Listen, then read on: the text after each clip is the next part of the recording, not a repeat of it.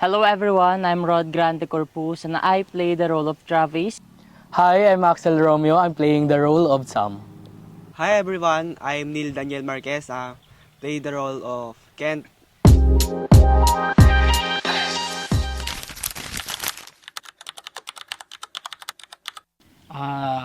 Sa akin si Rod is nakatatlong series na kami, so parang ano namin, gamay na namin yung isa, hindi na kami ang tawag doon.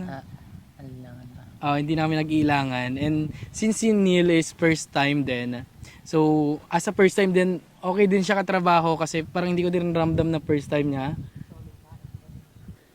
Sa akin naman si Kuya Axel, okay naman katabaho, seryoso. Si Kuya Rod, girl lang din naman po. Okay. Ayan. For me naman, umpisa natin kay Neil since ayan, first time namin siya nakatrabaho sa long series. So, ayan, okay naman, sumasabay and hindi rin masyadong mahirap ka eksena kasi mabilis lang din. Kay Axel naman, very professional. Simula nung ever since na nakatrabaho ko siya, very professional, madali katrabaho and madali mo siya ma-approach sa lahat ng bagay.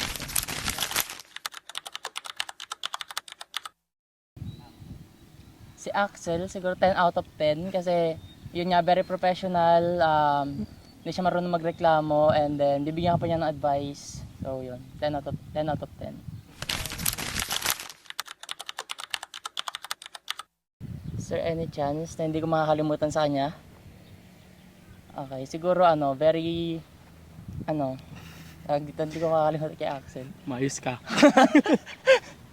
Ayan, sweet si Axel guys sa mga scenes. So, that's one thing na hindi ko makakalimutan kay Axel.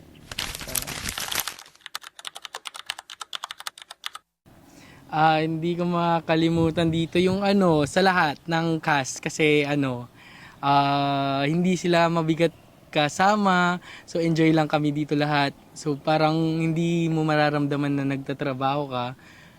Ayun. Haunted Desires.